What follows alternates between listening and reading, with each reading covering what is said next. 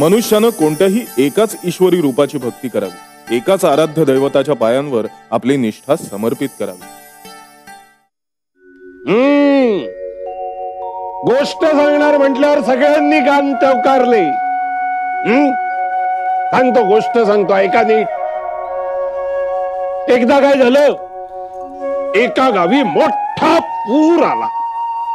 सगळीकडे पाणीच पाणी. जमीन म्हणून कुठे दिसेना, अगदी जगबुडी म्हणा. त्या पुरात एक मनुष्य सापडला. त्याला काही पोहता येत नव्हतं. मनुष्य खूप चांगला, देवभोळा, देवाची पूजा अर्चा करणारा. कसा बसा हातपाय मारत आपले जीव वाचवायचा तो प्रयत्न करू लागला. पण देवाची पूजा करायची त्याची वेगळीच पद्धत होती. तो काय करायचा, आठवड्याचे प्रत्येक वार वेगवेगळ्या देवांच्या देवळात जायचं. सोमवारी महादेवाच्या देवळात, मंगळवारी देवीच्या देवळात, बुधवारी गणपतीच्या देवळात, गुरुवारी दत्तगुरूंच्या देवळात. असे प्रत्येक वारी प्रत्येक वेगवेगळ्या देवाच्या मंदिरात देव आणि मंदिर वेगवेगळी. आता या बिकट परिस्थितीत आपण काही तग धरू शकत नाही हे त्याच्या लक्षात आलं आणि तो देवाचा धावा करू लागला. पहिल्यांदा त्यांनी गणपती बाप्पाचा धावा करायला सुरुवात केली. हे गणपती राया, मला वाचव रे बाबा. बाप्पानी त्याची हाक ऐकली. गणपती बाप्पा आपलं तुंदिल तनू सावरत सावरत सावरत त्याच्या मदतीला निघाले. एवढ्यात त्या मनुष्याच्या तोंडात हनुमानाचं नाव आलं. हे हनुमंता, वाचव मला. मारुतीरायाने आपली गदा उचलली आणि तो त्या मनुष्याच्या मदतीला धावायला गेला. एवढ्यात त्या मनुष्याच्या तोंडून देवीचा धावा सुरू झाला. हे आदिमाये, मला वाचव. मारुतीरायांनी विचार केला, अरे साक्षात ही आदिमाया याला वाचवणार आहे. म्हणून मारुतीराया परत फिरलेले आहेत. असं करता करता प्रत्येक देवानी दुसरा याला वाचवणार आहे असा विचार केला आणि कुणीही त्याच्या मदतीला गेलं नाही. शेवटी तो मनुष्य बुडून मरण पावला. आता सांगा बघू, या गोष्टीचं तात्पर्य काय? स्वामी, या गोष्टीचं तात्पर्य इतकंच की भक्ती कुणाचीही करा, पण एकाच देवाची करा. एकाच्याच पायाशी आपली गाढ श्रद्धा असू दे. त्याने भगवंताची एकनिष्ठा असायला. एकाच देवावर इतकी असीम भक्ती करा की इतर कुणाचीही मूर्ती दिसली तरी त्यात आपल्याला आपलं आराध्य दैवतच दिसायला. शाबास तोळ्या, बरोबर ओळखलंस. पण आमच्या एका भक्ताला काही हे पटत नाही. लवकरच त्याला याची जाणीव करून द्यायची वेळ आली.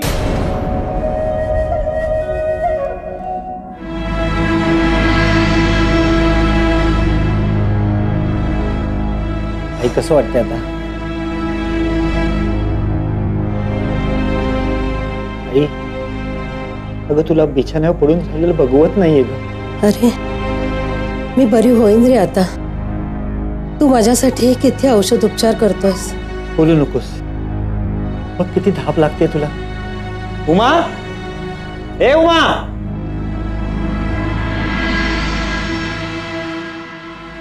आई बरं वाटत असेल असं दाखवत असेल तरी आईला बरं वाटत नाही. गेले 2 महिने वेगवेगळ्या वैद्यांकडून, हकीमांकडून औषध आणतोय आपण. एकाचा गुण येत नाही म्हणून दुसऱ्याकडे धावतोय. कशाचाही फरक पडत नाहीये. आईला असं बघवत नाहीये ग. हो, नका एवढी काळजी करू. तुम्ही स्वामींकडे जाणार आहात ना, स्वामींना हे सगळं सांगा. स्वामी अगदी रामबाण औषध देतील. आईना अगदी नक्की बरं वाटेल. अगदी ठणठणीत होतील त्या. अगदी तसंच होऊ दे ग.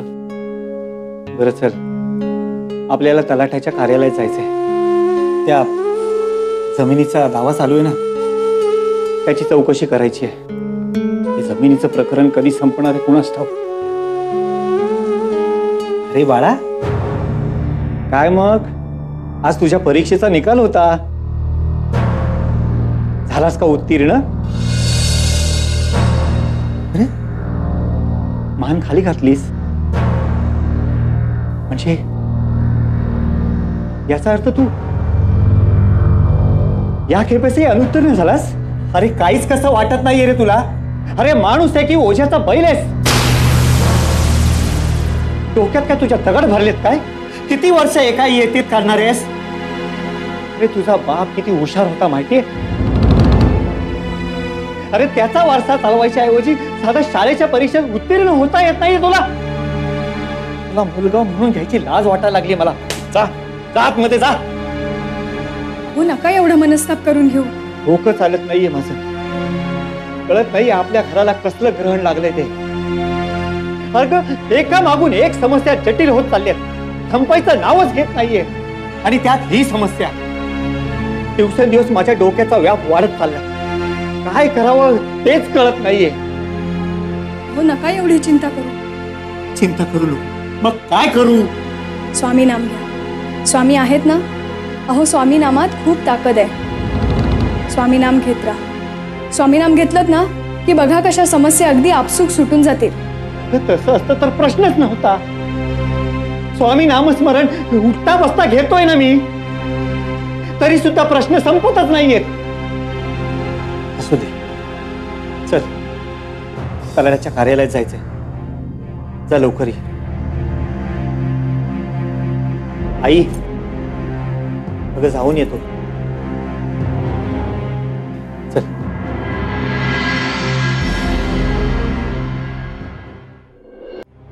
अगं काय आपल्या नशिबात, काय लागलंय मागे आपल्या?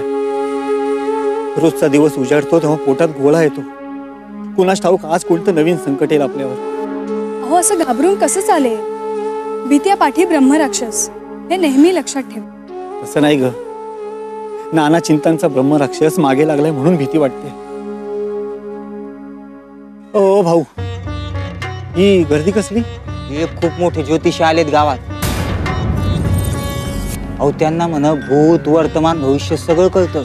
नुसतं हात बघून तुमचं तंतोतंत भविष्य सांगतात ते. तुमच्या आयुष्यात काय घडणार आहे ते सांगतातच, पण काही अघटित घडणार असेल तर ते होऊ नये म्हणून काय उपाय करायचा ते पण सांगतात. त्यांचं भविष्य कधीच खोटं ठरलं नाही असा लौकिक आहे त्यांचा. आता इथं प्रत्येकाला आपलं भविष्य त्यांच्याकडून बघायचंय. ही एवढी गर्दी उगाच जमली का? बघा ना. उमा, चल आपण पण जाऊया. आपण? अहो कशाला? ज्योतिषाबरोबर हवापानाच्या गप्पा करायला. तू पण आहेस ना ग? अगं आपण त्यांना आपलं भविष्य विचारूया. आपल्या समोर असलेल्या समस्यांचा पहाड आपल्याला कसा पार करायचा याचा उपाय विचारूया. अहो ते ज्योतिषाला कशाला विचारायला हवं? आपलं भविष्य स्वामींच्या हाती अगदी सुरक्षित आहे. स्वामीच काय तो आपल्या भविष्याचा विचार करतील. आपली स्वामींवर श्रद्धा आहे की नाही? अगं स्वामींवर आपली श्रद्धा आहेच ग, पण त्या ज्योतिषाला विचारायला काय हरकत आहे?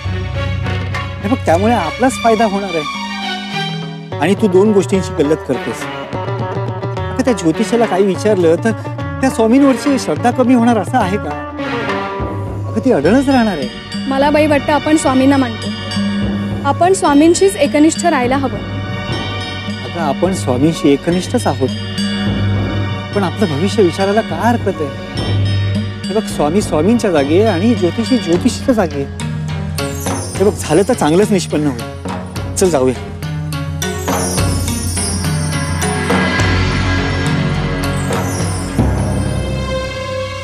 महाराज, माझं भविष्य बघा ना. अरे बाबा, ही रांग दिसते ना तुला? या रांगेपेक्षा माझ्या काळजांचा डोंगर फार मोठा आहे. हो नाना चिंतांनी ग्रासून गेलोय मी. तुम्ही तुमचा फक्त हात दाखवाय. काय होतंय कसं होतंय काही सांगायची गरज नाही. तुमचा हातच सगळं सांग. होय होय. महाराज काय सांगतोय माझा हात?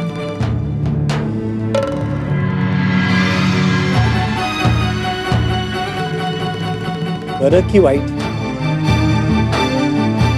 आलं लक्षात. तरीच काय झालं? सापडलं. तुझ्या चिंताचं मूळ कारण सापडलं. तुझ्या हातावर सगळं स्वच्छ लिहिलेलं आहे. तुमच्या कुंडलीतला शनी वक्री आहे. गेले काही दिवस तुझ्या घरात तणाव सुरू आहेत. एकामागून एक समस्या निर्माण होत आहेत आणि समस्या सुटत नाही. बरोबर? बरोबर. पण महाराज त्याच्यावर काय उपाय? उपाय? समस्या आहेत तिथे उपाय आहेतच. आणि त्यासाठीच मी बसलोय ना. नीट लक्षपूर्वक आहे आणि सांगेन तो उपाय करायचा. एका झटक्यात तुझे सगळे प्रश्न सुट. होय. परवा गावात ग्रामदेवतेची पालखी निघणार आहे. पालखीचं दर्शन घे. तुझे सगळे प्रश्न सुटतील. तुला सगळी उत्तरं मिळतील. जा, तुझं कल्याण.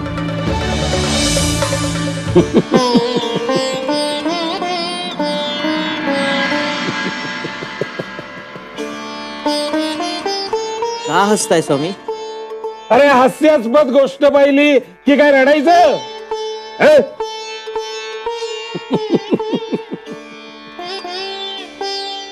असं बघा, एका माणसाच्या गोठ्यात गायी आहेत.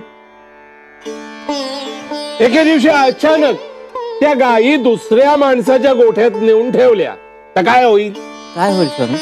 अरे त्या गायी दूध देतील का त्या माणसाला? आपल्या आचळांनाही हात लावायला देणार नाहीत. काय उपयोग? तुम्हाला दूध हवं असेल तर ज्याच्या गायी आहेत त्यांनीच दूध काढायला हवं. होय. गुरुच्याही बाबतीत तसंच आहे.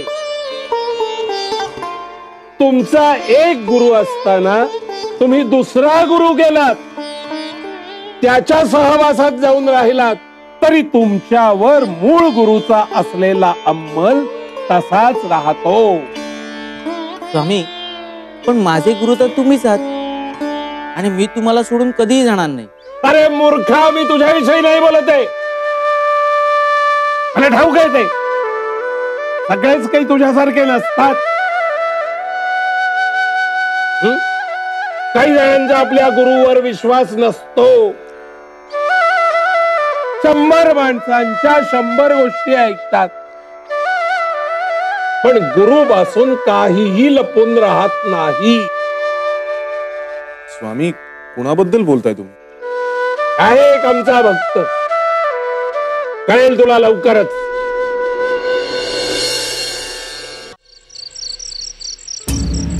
तुम्हा सगळ्यांना इथे तुमचा दिनक्रम ठरवून देण्यासाठी बोलवलेला आहे.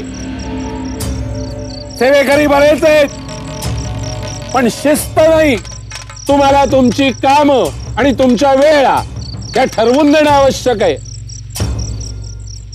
सगळ्यांनी एकाच वेळी गर्दी करायची आवश्यकता नाही. कुणी केव्हा आणि कधी यायचं हे मी तुम्हाला ठरवून देणार आहे.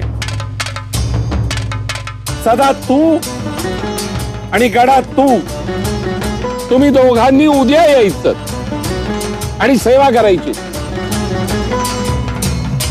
श्रीपाद तू आणि भुजंग, तुम्ही परवा इथे यायचं आणि सेवा करायची.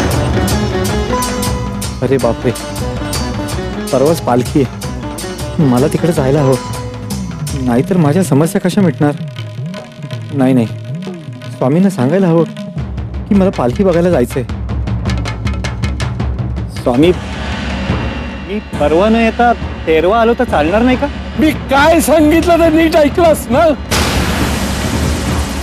का डोक्यात शिरत नाहीये तुझ्या? आम्ही तुला तू परवा येणार का म्हणून विचारलेलं नाही. तू इथे परवा यायचंस म्हणून सांगितलेलं आहे. आणि काय रे, तुझा तो मुखत्यार करी बसून झालास. कुणी केव्हा यायचं आणि केव्हा जायचं हे आम्ही ठरवत असतो. तू कुठेही जायचं नाही. परवा इथे यायचंस आणि सेवा करायची. कळलं? होय स्वामी. चल जा इथून. आम्हाला इतरांना वेळा ठरवून द्यायच्या आहेत. जा.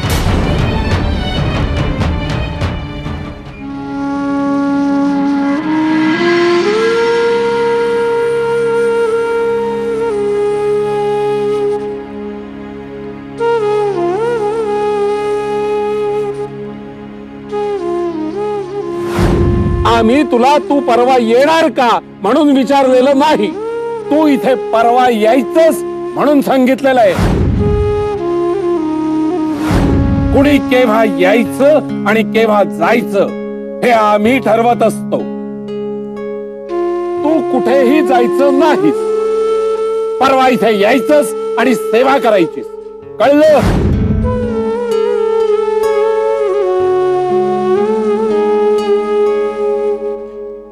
श्रीपादा, अरे तुझा चेहरा एवढा उतरलेला का रे? किती उदास दिसतोस तू. किती काळजी करतोस माझी. अगं काळजांचं ओझं उतरावं म्हणून प्रयत्न करत होतो, पण कसं याचाच तर घोर लागून राहिला. काय झालं रे बाळा? आई, आज एका ज्योतिषाने मला सांगितलं की गावातल्या ग्रामदेवतेच्या पालखीचं दर्शन घेतलंस की तुझ्या सगळ्या समस्या मिटतील. पण मला पालखीच्या दर्शनाला नाही जाता येणार ग. अगं नेमकं त्याच वेळी स्वामींनी सेवेसाठी मठात बोलवलंय. समस्या मिटण्याची एक आशा होती, ती सुद्धा संपली. श्रीपादा, तुलाच तुझ्या आईची काळजी जास्त रे बाबा. किती वणवण करशील रे माझ्यासाठी.